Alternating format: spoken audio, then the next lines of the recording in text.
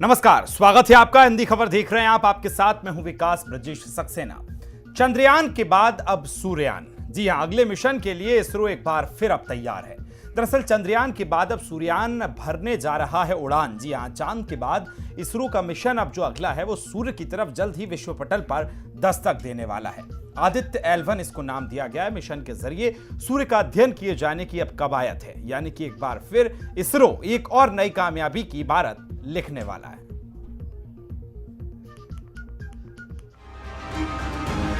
We are nearing and approaching the lunar surface.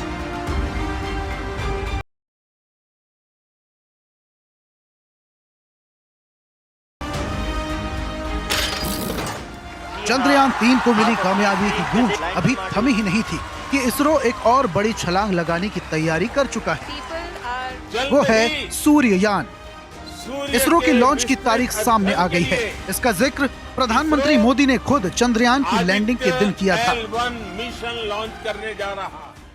जल्द ही सूर्य के विस्तृत अध्ययन के लिए ISRO Aditya L1 mission launch करने जा रहा है। इसके बाद शुक्र भी इसरो के लक्ष्यों में से एक है। गगनयान के जरिए देश अपने पहले ह्यूमन स्पेस फ्लाइट मिशन के लिए भी पूरी तैयारी के साथ जुटा है। आज से 9 दिन बाद 2 सितंबर को इसरो अपनी बेहद महत्वाकांक्षी सूर्य के रहस्य को खोजने वाला मिशन आदित्य L1 लॉन्च करने वाला है। ये इसरो का पहला मिशन है जो सूर्य की स्टडी करेगा। ये सैटेलाइट आंध्र प्रदेश के श्रीहरिकोटा के स्पेस सेंटर में पहुंच गया है और लॉन्चिंग की तैयारी है। आदित्य L1 में L एक कक्षा है जो पृथ्वी और सूर्य के बीच में है। ये पृथ्वी से 15 करोड़ किलोमीटर दूर है। L1 को अपनी यात्रा पूरी करने में 127 दिन का वक्त लगेगा। इतनी दूरी तय करने में प्रकाश को 8.2 मिनट का समय लग जाता है। आदित्य L1 की लॉन्चिंग श्रीहरिकोटा के सतीश धवन सेंटर से होगी। इस सैटेलाइट का वजन 2000 किलोग्राम है। इससे पहले सूर्य पर 22 मिशन भेजे जा चुके हैं। सबसे ज्यादा 14 बार अकेले नासा ने भेजा है। इसरो के लिए ये पहली कोशिश होगी। चंद्रयान 3 के लैंडर से प्रज्ञान रोवर चंद्रमा की सतह पर कैसे उतरा, इसका वीडियो इसरो ने जारी किया है। बता दें कि इसरो के तीसरे मून मिशन चंद्रयान 3 की 23 अगस्त को चांद की सतह पर सॉफ्ट लैंडिंग हुई है। लैंडिंग के 2 दिन बाद इसरो ने ये ऐतिहासिक वीडियो जारी किया है। इस वीडियो में दिख रहा है कि कैसे प्रज्ञान रोवर चंद्रयान 3 के लैंडर के अंदर से बाहर आया। इसमें देखा जा सकता है कि लैंडर के रैंप से होते हुए रोवर बेहद हल्की स्पीड से चांद की सतह पर उतरा है। ब्यूरो रिपोर्ट, हिंदी खबर।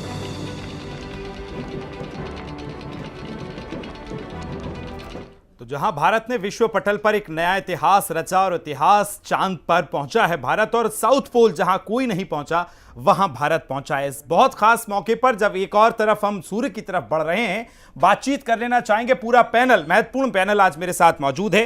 राजेश भाटिया जी मेरे साथ मौजूद हैं। तनीषा भाटिया के पिता हैं। तनीषा वही जो इसरो टीम की सदस्य हैं और महत्वपूर्ण भूमिका निभाई है इसरो में चंद्रयान 3 तक। शंभुदयाल यादव जी मेरे साथ जुड़ रहे हैं। धर्मेंद्र प्रताप के पिता हैं और इसरो टीम के सदस्य हैं। धर्मेंद्र किस तरह से काम कर रहे हैं। रुचि यादव मेरे साथ जुड़ रही हैं, धर्मेंद्र प्रताप सिंह की बहन, उनका भी स्वागत है। प्रतिमा मिश्रा जी मेरे साथ जुड़ रही हैं, आशीष मिश्रा की माता जी हैं, आपको भी प्रणाम करता हूं। और मेरे साथ अरुण यादव जी जुड़ रहे हैं जो वैज्ञानिक हैं, साइंटिस्ट हैं, आपका भी बहुत स्वागत है। चारों का स्वागत करते हुए सबसे पहले राजेश भाटिया साहब आपके पास आ रहा हूं। एक पिता होने के नाते कितना बड़ा दिन था वो जब भारत एक विश्व पटल पर इतिहास रच रहा था और आपको वो मौका मिला जब तनीषा उस ग्रुप की सदस्य हैं, उसमें भूमिका निभाई है। मेरे लिए बड़े गर्व की बात थी और उस टाइम तो बिल्कुल दिल की धड़कनें रुकी हुई थी जब जी चंद्रयान 3 लैंड हो रहा था।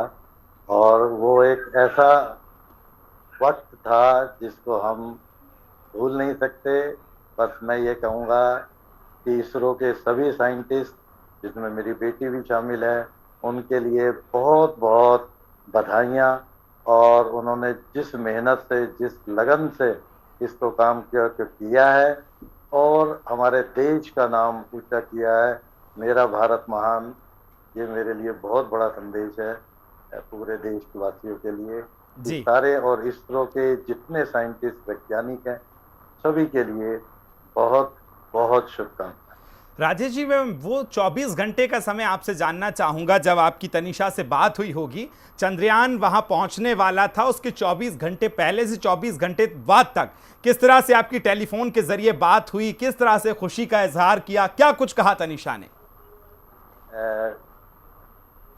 उससे हमारी बात हुई है। चंद्रयान शाम को 6 बजे लैंड हुआ जी। अगले दिन रात को ये 3-4 बजे घर आए हैं। अच्छा। और सुबह 7 बजे जब दोबारा जाने लगे तब सुबह थोड़ी देर बात हुई। उसकी आंखों में खुशी के आंसू थे। और उस टाइम जब चंद्रयान लैंड हुआ था तब हमें भी बहुत ज्यादा, उस टाइम तो हमारी कोई बात नहीं हो सकी उनसे। अगले दिन सुबह 7 बजे बात हुई है, वो भी थोड़ी देर। उसके बाद वो फिर अपने ऑफिस चले गए और वहां पर बिजी लगभग 40 दिन से बहुत व्यस्त साइंटिस्ट के। बिल्कुल, बेशक शेड्यूल रहा होगा और बहुत बड़ा उनके लिए दिन था, वो मौका था।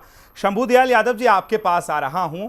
अगर मैं धर्मेंद्र का जिक्र करूं तो धर्मेंद्र जिस तरह की जगह से निकले, वो गांव से लेकर, वो स्कूल से लेकर और इसरो तक का सफर, और फिर ये सर एक बड़ी सफलता जिसने पूरे भारत को विश्व पटल पर पहचान दिलाई। शंभू दयाल जी कैसे देखते हैं वो पूरी जर्नी को धर्मेंद्र की? मैं उसको बड़े गर्व के साथ देख रहा हूँ जी। और उन्होंने शिक्षा दीक्षा भी बहुत सही तरीका से हुई और इसरो में जा करके उन्होंने चंद्रयान 3 को 23 तारीख को लैंडिंग हो रहा था। उस समय मैं टीवी पर बैठा देख रहा था और जब 20 मिनट बाकी रह गई उस समय मेरे दिल में धड़कने बढ़ी कि कहीं चंद्रयान 2 की नहीं हमारा मिशन फिर नष्ट हो जाए। पर वो धड़कने बढ़ते बढ़ते जब लैंडिंग हो गई तो मेरी धड़कनें थम गई और मुझको विश्वास हो गया कि अब भारत ने अपना झंडा चांद पर फहरा दिया। और चांद जब लैंडिंग होने के बाद फिर लोगों ने अपने वैज्ञानिकों को और अपने बेटे को बधाइयां दी। जी, चलिए मैं लौट रहा हूं आपके पास। टीम से कहूंगा एक बार आवाज थोड़ी चेक कर ले, मेरे पास कम आ रही है। रुचि, आपके पास आ रहा हूं। आपके लिए तो ये बहुत बड़ा मौका है, क्योंकि ये मुस्कान जो आपकी चेहरे की बता रही है कि यूं तो कई तोहफे भाई ने दिए होंगे, लेकिन इस बार रक्षाबंधन से पहले जो चंद्रयान 3 का तोहफा भाई ने दिया है, कितना खास है रुचि आपके लिए? मैं अपने शब्दों में बयान नहीं कर पा रही हूँ। ये जो खुशी है ना, सच में मेरे लिए बहुत बहुत ज्यादा ही खुशी है। मैं और अपने आप को प्राउड फील करती हूँ कि मैं मतलब मेरे इतने अच्छे भाई हैं, मैं उनकी एक बहन हूँ। मेरे लिए ये भी बहुत गर्व की बात है। और मतलब पूरी फैमिली के लिए, पूरे देश के लिए, और मेरे को भैया के इसके लिए भी बहुत प्राउड फील होता है जो वो इंडिया में नहीं और अदर कंट्रीज में जाते हैं ना, वहाँ भी बहुत अच्छा करते हैं। जी रुचि, ये भी आपसे जानूंगा, कब आपकी बात हुई धर्मेंद्र जी से? क्या कुछ बताया उन्होंने? क्या आपने पूछा किस तरह से ये, चूंकि अंदर की बातें उन्होंने ज्यादा बेहतर आपको बताई होंगी, किस तरह से ये पूरा प्रोजेक्ट रहा? सर मेरी बात भैया से होती है, क्योंकि बात तो मेरी डेली होती है भैया से। कल भी हुई थी तो बता रहे थे, और मतलब ये थोड़ा सा बिजी शेड्यूल रहता है तो थोड़ा कम हो पाती है अभी थोड़ा सा जी। तो बात तो डेली होती है भैया से और बताते रहते हैं ये चीज ऐसे होती है, मतलब उसके बारे में, क्योंकि लोग भी अब तो हम लोग भी पढ़ते लिखते हैं तो हमें भी बताते हैं कि ये चीज ऐसे, यहाँ पे फिजिक्स वगैरह के कंसेप्ट वगैरह भी बताते रहते हैं। तो बहुत अच्छा लगता है बात करते हुए भैया से। जी चलिए रुचि, लौटूंगा आपके पास। प्रतिमा जी, आपके पास आ रहा हूं। हम लगातार कोशिश कर रहे हैं कि धर्मेंद्र जी से बात करें, तनिषा को भी जोड़ पाएं, आशीष को भी जोड़ पाएं, चूंकि उनकी अपनी व्यस्तताएं हैं, लेकिन जैसे ही समय मिलेगा वो हमारे साथ मौजूद रहेंगे। प्रतिमा जी, बतौर एक माँ होने के नाते वो कितना बड़ा दिन था? बचपन से आपने उनको तैयार किया और आज इसरो में जिस तरह से वो लगातार काम कर रहे हैं और इतनी बड़ी जब सफलता का दिन आपके पास पहुंचा, क्या कहेंगी मैम, किस तरह से इन भावनाओं को व्यक्त करेंगी? सबसे पहले तो हम इसरो की टीम और सभी भारत के धन्यवाद करना चाहती हूँ, बधाइयाँ देती हूँ, शुभकामनाएं देती हूँ।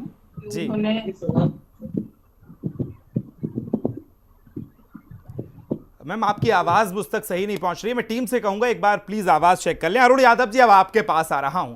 आपसे तो बहुत सारी आज बातें करना है, ये पहले रिएक्शंस मैंने लिए, माफी चाहूंगा सबसे आखिरी में आपके पास आ रहा हूं। कितना बड़ा दिन अरुण जी, एक वैज्ञानिक, एक साइंटिस्ट तौर पे आप देखते हैं कितनी बड़ी जीत भारत की है? जी सर, सबसे पहले कुछ शुरू करने से पहले तो मैं बिल्कुल सभी भारतवासियों को और आपको और जितने भी हमारे मेहमान यहाँ जुड़े हुए हैं, इनको सभी को शुभकामनाएं देना चाहता हूँ जी। और जितने भी हमारे वैज्ञानिक जो इस महत्वपूर्ण मिशन में लगे हुए थे, उनके परिवार वालों के सपोर्ट के बिना ये चीज बिल्कुल भी संपूर्ण नहीं हो सकती थी। तो सबसे पहले उनको शुभकामनाएं। और हम वैज्ञानिक जिस नजर से इन चीजों को देखते हैं वो तो बिल्कुल ही अलग होती है, क्योंकि हम एक आप बोलेंगे तो तकनीक की तरफ या टेक्निकलिटी की तरफ ज्यादा चले जाते हैं, तो हम उस नजरिए से ज्यादा देखते हैं चीजों को। तो हम बिल्कुल अश्योर थे इस चीज को लेके कि चंद्रयान 2 में जो चीज नहीं हो पाई थी वो यकीनन चंद्रयान 3 में जरूर होगी, क्योंकि इतने 140 करोड़ भारतीयों और जो हमारे इसरो में साइंटिस्ट हैं, जितने वैज्ञानिक हैं, उन पे हमें भरोसा था पूरा। अरुण जी, लेकिन अगर हम इसको समझने की कोशिश करें, साउथ पोल जो है, भारत ने दक्षिणी ध्रुव पर जिस तरह से एक नया इतिहास रचा है, साउथ पोल कितना खास था और क्यों ये खास था कि पूरा विश्व नहीं पहुंच पाया, लेकिन हमारे इसरो ने कर दिखाया? जी सर, पहले तो मैं आपको साउथ पोल के दक्षिणी ध्रुव के बारे में थोड़ी सी एक चीजें बता देता हूँ कि वहां पे वो जो सतह है चंद्रमा की दक्षिणी ध्रुव की, वो पूरी एक गड्ढों से भरी हुई है, जिन्हें हम क्रेटर्स बोलते हैं जी। तो छोटे बड़े पूरी तरीके से वो उनसे एकदम भरी हुई है वो सतह। तो वहां पे वो जगह डिसाइड करना कि कहाँ पे लैंडिंग होगी, वो अपने आप में एक चुनौती थी। और इसी वजह से चंद्रयान 3 के विक्रम लैंडर में हमने जो है आर्टिफिशियल इंटेलिजेंस, एक AI बेस्ड सिस्टम इंस्टॉल किया था कि अगर लास्ट वक्त पे, एक एंड वक्त पे अगर लैंडर को ये लगता है कि जो जगह डिसाइड की गई है उसके अकॉर्डिंग अगर उसे ये लगता है कि वो सही लैंडिंग नहीं कर पाएगा, तो वो अपने खुद के दिमाग से आखिरी मोमेंट पे ये जगह डिसाइड कर सकता था कि कहाँ पे ये लैंडिंग होनी है। तो सब चीजें एकदम प्लान के हिसाब से चल रही थी, लेकिन फिर भी विक्रम लैंडर अपने आप में इतना सक्षम था कि वो खुद एक बोले तो उसके पास अपना एक दिमाग था, वो अपना दिमाग लगा के ये सारी चीजें खुद भी कर सकता है जी। जिसको प्लान बी नाम दिया गया था कि यदि वो स्थितियां अनुकूल नहीं रही उतरने की तो फिर अपने आप वो ऑटोमेटिक शिफ्ट हो जाएगा। जब LS जो ऑटोमेटिक लैंडिंग सिस्टम एक्टिव हुआ, उसमें अगर कोई परेशानी आती है। ठीक है, मैं लौटूंगा आपके पास। प्रतिमा जी, आप तक मेरी आवाज पहुंच रही है क्या? जी पहुंच रही है। हाँ प्रतिमा जी, प्लीज अपनी बात पूरी कीजिए जो आप बता रही थी जी। जी, सबसे पहले हम इसरो के जितने भी वैज्ञानिक हैं, टीम है, उस सबको धन्यवाद करती हूँ और सबको हमारी शुभकामनाएं हैं हमारी ओर से और बधाइयाँ हैं उनको। और ऐसा है कि हमारा बेटा तो शुरुआत से साइंस के प्रति उसकी बहुत ज्यादा रुचि थी और कुछ अलग कुछ करना भी चाहता था, तो उसने यही साइंस विज्ञान का ही सब्जेक्ट चुना और पढ़ने के बाद इंजीनियरिंग की उसने। हाई स्कूल इंटर करने के बाद में इंजीनियरिंग की, इलेक्ट्रॉनिक कम्युनिकेशन से उसने इंजीनियरिंग की और इसरो में उसका नाम आया। तो फिर सिलेक्शन हुआ तो वहीं पर तब से वो बराबर लगा हुआ है जी। और काफी मेहनत करता है, अपने कार्य के प्रति बहुत ज्यादा उसकी रुचि है। और अभी भी जब लैंडिंग हुई, लैंडिंग के पहले भी उसने बताया था कि मम्मी ठीक से लैंडिंग हो जाए, जानो मेहनत सफल हो जाएगी। और जब लैंडिंग हो गई है तो उसने तुरंत ही फोन करके थोड़ी देर बाद हमको बताया कि 11-12 बजे करीब की लैंडिंग ठीक से हो गई है, सफल हो गई है जी। चलिए मैं लौटूंगा प्रतिमा जी आपके पास। राजेश जी, आपके पास आ रहा हूं। तनिषा के सफर के बारे में जरा मुझे बताइए, किस तरह से उसकी बचपन से रुचि थी, पढ़ने में कैसी थी, साइंस के प्रति किस तरह से रुचि बढ़ी? आप ज्यादा साइंस से प्रभावित थे या तनिषा को शुरू से शौक था? शुरू से ही शौक था और पढ़ाई में बहुत अच्छी रही वो। 10th क्लास उसने यहाँ गाजियाबाद सेंट पॉल से ही करी, उसके बाद 12th क्लास DPSG से करी। शुरू से पढ़ाई में ब्रिलियंट थी। IIT की रैंक से उसका इसरो के कॉलेज में जो त्रिवेंद्रम में है, IIST, Indian institute of space and technology ji, उसमें उसका एडमिशन हुआ और वहीं से एक साइंटिस्ट इंजीनियर के रूप में वो इसरो में डायरेक्ट अपॉइंट हुई। और वहां से फिर उसने चंद्रयान 2 पर काम किया, फिर चंद्रयान 3 पर भी उसका बहुत बड़ा काम रहा। तो सेंसर्स डिपार्टमेंट में उसने एज ए प्रोजेक्ट मैनेजर काम किया और उसके सेंसर का बहुत मेहनती और डेडिकेटेड, जी अपने काम के प्रति हर काम उसको परफेक्शन से चाहिए। ये उसकी बहुत बड़ी खूबी है। जी, लेकिन तनीषा को ये कब पता चला कि वो उसको इसरो तक का सफर करना है? हम देखते हैं बचपन में बच्चे जो होते हैं वो शुरू से अगर उनको टेक्निकल चीजों की तरफ जाना है तो उसमें उनकी रुचि दिखने लगती है। क्या तनीषा में ऐसा कुछ आपको दिखने लगा था बचपन से? हाँ, वो शुरू से ही कहती थी कि मुझे देश के लिए कुछ अलग करना है, मुझे ये डॉक्टर इंजीनियर नहीं बनना, मुझे कुछ अलग करना है। उसका आईआईटी में बहुत अच्छा रैंक आया था, उसके बेस पर उसका दिल्ली यूनिवर्सिटी के इंजीनियरिंग कॉलेज में एनएसआईटी में कंप्यूटर साइंस में एडमिशन हो गया। उसने उसको छोड़ दिया और बोली नहीं, मुझे तो इसरो में साइंटिस्ट बनना, मुझे तो बिल्कुल सबसे अलग हटके देश के लिए कुछ करना है और ऐसा कुछ करना है कि देश का नाम गौरव हो और देश के लिए पूरे विश्व में हमारा झंडा ऊंचा रहे।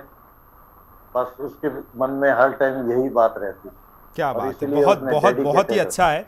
शंभू दयाल जी, आपसे अब मैं जानना चाहूँगा, चूंकि जब धर्मेंद्र के बारे में हम लोग रिसर्च कर रहे थे, हमारी टीम रिसर्च कर रही थी, तो बताया कि जिस जगह से धर्मेंद्र निकल कर आते हैं वहाँ बहुत ज़्यादा रिसोर्सेज नहीं है पढ़ने के लिए, या बहुत ज़्यादा अवेयरनेस नहीं है कि आप किस तरह से साइंटिस्ट भी बन सकते हैं। ऐसी जगह से धर्मेंद्र की जो शुरुआती शिक्षा दीक्षा रही वो कैसी रही, उनकी इंटर कैसे हुई, फिर ग्रेजुएशन, जरा पूरा सफ़र के बारे में बताइए शंभू जी। ऐसा उन धर्मेंद्र जी का मैंने लॉर्ड रिसर्च टूना में ही 4 साल की उम्र में फर्स्ट में एडमिशन करवाया और लॉर्ड रिसर्च से उन्होंने हाई स्कूल किया। लॉर्ड रिसर्च से हाई स्कूल करने के बाद उन्होंने फिरोजाबाद ठाकुर सिंह इंटर कॉलेज से इंटर किया जी। तो उसकी विज्ञान में बहुत ज्यादा रुचि, साइंस साइड से ही उसने हाई स्कूल किया और साइंस साइड से इंटर किया। उसके बाद हिंदुस्तान कॉलेज में बीटेक में उसका एडमिशन हो गया जी। वहाँ पर अब्दुल कलाम जी की एक वो प्रोग्राम लगा, उसमें राष्ट्रपति अब्दुल कलाम जी आए। उन्होंने बातचीत करके उनको प्रेरणा मिली एक वैज्ञानिक बनने की। उन्होंने मुझे बताया, पिताजी आज राष्ट्रपति जी ने कहा कि इंजीनियर तो सभी लोग बनते हैं बेटे, इसमें भी आप वैज्ञानिक क्षेत्र में जाने की कोशिश करो, आप वैज्ञानिक भी बन सकते हैं। वहाँ पे उसने प्रेरणा मिली अब्दुल कलाम जी से और उन्होंने दृढ़ निश्चय कर लिया कि मुझको तो अब वैज्ञानिक ही बनना है जी। उसके बाद उन्होंने NIT जालंधर से एमटेक किया। एमटेक करने के बाद ही उनको 2011 5 अगस्त 2011 को इसरो में ज्वाइनिंग मिल गई जी। चलिए, तो इस तरह से सफर रहा। लेकिन रुचि, मुझे आप बताइए, चूंकि आपने तो भैया की पूरी पढ़ाई भी देखी होगी और किस तरह से उनके साथ पूरा आपने बचपन निकाला है, तो ये जो प्रेरणा थी साइंटिस्ट बनने की, उनमें कैसे आई? क्या आपको शुरू से दिखता था कि जो भैया हैं वो सीधा इसी तरफ बढ़ रहे हैं?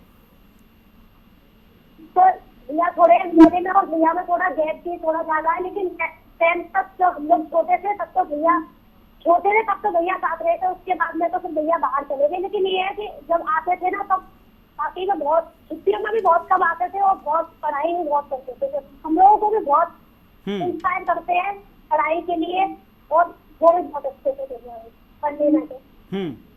बाहर की जब वो पहुंचे तो एक बहुत प्रेरणा हो जाती है कि आपका अगर भाई इस तरह से काम कर रहा है। क्या उन्होंने आपको समझाया, क्या आपको गाइडेंस दिए आगे किस तरह से? क्योंकि जब वो गांव आते होंगे तो आसपास के जो उनके युवा साथी थे वो भी बहुत प्रेरित होते होंगे उनसे, तो किस तरह की वो ये जर्नी रही और जब वहां पहुंचे तो किस तरह की चीजें रही? चीजें तो बहुत अच्छी रही। जब आते हैं तब बहुत इंस्पायर करते हैं, कौन सा भी बहुत इंस्पायर करते हैं हम लोगों को, बेटा अच्छे से पढ़ाई किया करो। हाँ। और मतलब देख के बहुत प्राउड होता है मेरे को तो। चलिए ठीक है, मैं लौटूंगा। जी जी जी जी।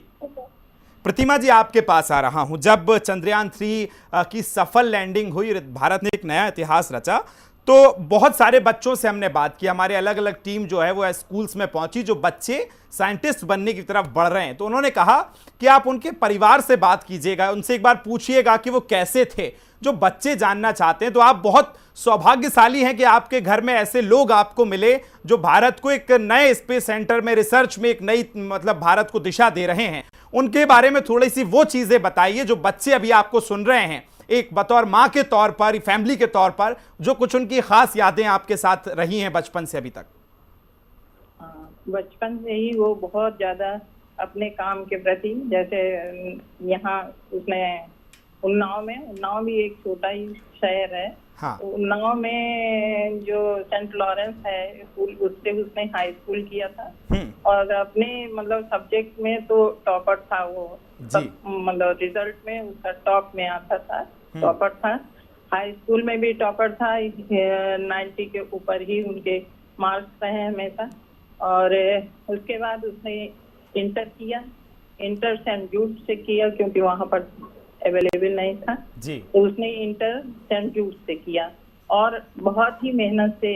वहाँ यहाँ पर ज्यादा सुविधाएं नहीं थी कि कोई बहुत अच्छे टीचर्स वगैरह या कुछ, लेकिन उसकी लगन चुकी थी, इसलिए उसने पूरी मेहनत के साथ अपना 100% देता था हमेशा। कोई ये नहीं कहता था ये नहीं कि वो नहीं, बस पढ़ने के अलावा कोई काम नहीं था उनका। प्रतिमा जी, लेकिन अब तो वो चूंकि सफलता की तरफ बढ़ चुके हैं, इसरो जैसी जगह पहुंच गए हैं, लेकिन जब शुरुआत में ये सब्जेक्ट उन्होंने लिया होगा तो आपके जो परिवार हैं, रिश्ते नातेदार हैं, वो तो कहते होंगे ना कि क्या आप डॉक्टर बनाइए, इंजीनियर बनाइए, किस सेक्टर में आप भेज रहे हैं। तो उन चुनौतियों से कैसे आप जूझी हैं, जरा बताइए प्लीज।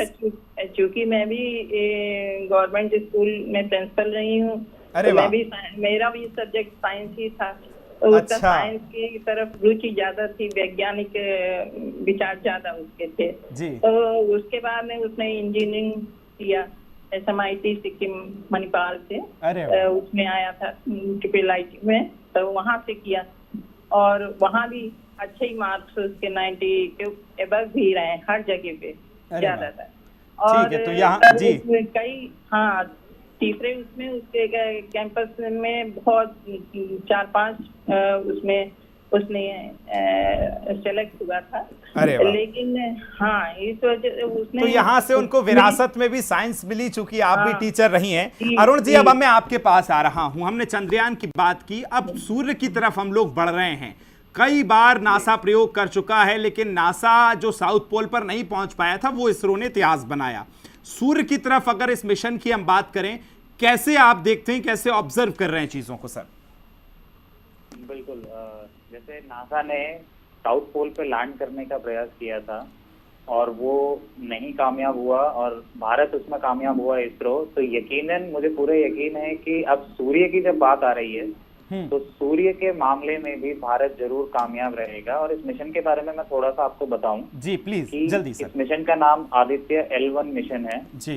तो L1 मिशन ये 2 सितंबर को जो है शेड्यूल्ड है ये लॉन्च के लिए। और L1 के पीछे ये नाम जो है, इसके पीछे भी एक बात है कि एक पॉइंट होते हैं स्पेस में, इनका नाम लेग्रेंजे पॉइंट होता है जी। तो L1, L2, L3, L4 ऐसे 4 पॉइंट्स होते हैं जहाँ पे दूसरे प्लैनेट्स और दूसरी बॉडीज की जो एक गुरुत्वाकर्षण है वो कैंसिल आउट कर देता है एक दूसरे को। और वहां पे जब भी कोई आप सैटेलाइट भेजते हैं, कोई भी उपकरण भेजते हैं, तो वो वहां पे जाके एक जगह फिक्स हो जाता है, स्टेशनरी जिसे हम बोलते हैं, स्टेशनरी ऑब्जेक्ट बन जाता है वो वहां पे। जी। तो उसके लिए L1 पॉइंट डिसाइड किया गया है, लेग्रेंजे पॉइंट 1। वहां तक इसको भेजा जाएगा जो कि 15 लाख किलोमीटर की ये दूरी है और ये सूर्य की दूरी से लगभग 1% है। तो आप लगाइए 15 लाख किलोमीटर भी केवल 1% दूरी पे वहां पे जाके स्थित रहेगा आदित्य L1। और वहां से ये सन की जो आउटर सरफेस है, जिसे हम कोरोना बोलते हैं, फोटोस्फीयर बोलते हैं जी, उसकी स्टडी करेगा। और जो सूर्य से बाहर हमारे एक उसका टर्म है कोरोनल मास इजेक्शन बोलते हैं, सोलर फ्लेयर्स हमें उन्हें बोलते हैं जी, उनकी स्टडी करेगा और उसका क्या प्रभाव पृथ्वी पे पड़ता है उसके बारे में ये स्टडी की जाएगी। क्योंकि सूर्य से बाहर जितने भी पार्टिकल्स निकलते हैं जो जिन्हें हम सोलर फ्लेयर्स बोलते हैं, मास इजेक्शन जिन्हें बोलते हैं, उसका प्रभाव पृथ्वी पे बहुत तरीकों से पड़ता है। बहुत सारी चीजें हैं, जैसे जितने बिजली के उपकरण हैं या इलेक्ट्रिसिटी है, उन पे इन चीजों का प्रभाव पड़ता है। तो यकीनन सूर्य को स्टडी करना और इसमें आगे कुछ नई चीजें जो निकल के आएंगी वो हमें बिल्कुल हेल्प करेंगी तकनीक को और बेहतर बनाने में। अरे वाह, बहुत बहुत हमको इंतजार है, पूरा देश इंतजार कर रहा है जब हम ये इतिहास रचेंगे। आखिरी 2 मिनट शेष हैं। राजेश जी, आपके पास आ रहा हूं और फिर एक एक बार सभी के पास आऊंगा। एक आखिरी संदेश आपका किस तरह से जो देश के बच्चे पढ़ रहे हैं उनके लिए भी और तमाम देशवासियों के लिए सफलता पर सर। मेरा संदेश सारे बच्चों के लिए ये है कि कभी भी हार से घबराओ मत और हारने के बाद दोबारा प्रयास करो। जिस तरह चंद्रयान 2 में छोटी मोटी गलतियां थी उनको ठीक कर सफलता को प्राप्त किया, इसलिए कभी भी हार से घबराइए मत। ठीक है, शंभू दयाल जी, आप क्या कहेंगे? आखिरी समय मेरे पास जी। मैं ये कहता हूँ कि जो काम करना है उसे लगन से करो और यदि उसमें कुछ बाधाएं आए तो उससे डरो मत और अपना काम लगन से करोगे तो जरूर सफल होगे जी। चलिए रुचि, आप क्या कहेंगे एक बहन के तौर पर भाई की सफलता पर, और क्या संदेश आखिरी जल्दी? मेरा यही संदेश है सबको। मैं सबसे पहले तो भैया से खुद इंस्पायर होती हूँ, अपने आप को मतलब मैं बहुत लकी समझती हूँ बहन होने के लिए ही। और सबसे यही कहूंगी, बस करते रहो, जैसे भैया मेरे से बोलते हैं, लगे रहो, एक न एक दिन सक्सेस जरूर मिलेगी। ठीक है, प्रतिमा जी आपके पास आ रहा हूँ जी। हाँ, बच्चों को चाहिए कि एक उद्देश्य बनाए हमेशा और उस उद्देश्य पे बराबर लगा रहे, चाहे जितनी असफलता मिलेगी लेकिन फिर भी सफलता तो मिलेगी ही जब आप उसमें लगे हुए हैं। और किसी चीज की कमी कोई माने नहीं रखती है। अगर आपका उद्देश्य एक है, उद्देश्य अगर साफ है तो सफलता की तरफ जरूर आप बढ़ेंगे। अरुण जी आपके पास आखिरी 10 सेकंड सर प्लीज। जी सर, जैसे राजेश सर ने कहा वही बात मैं कहना चाहूंगा कि या तो आप जीतते हैं या आप सीखते हैं, आप हारते तो कभी नहीं। बस यही उद्देश्य रखना है। और इस सकारात्मक चर्चा के लिए राजेश जी आपका, शंभू दयाल यादव जी आपका, रुचि जी आपका, प्रतिमा जी और अरुण जी आप सभी का बहुत शुक्रिया मेरे साथ जुड़ने के लिए, अपना कीमती समय देने के लिए। तो भारत ने नया इतिहास जो बनाया है और अब एक और इतिहास की तरफ इसरो बढ़ रहा है। चांद के बाद सूरज की तरफ हम आगे बढ़ रहे हैं और यही सफलता है, यही हमारा संघर्ष है कि किस तरह से संघर्षों को सीख कर हम सफलता की तरफ आगे बढ़ रहे हैं। फिलहाल इतना ही, दीजिए इजाजत, नमस्कार।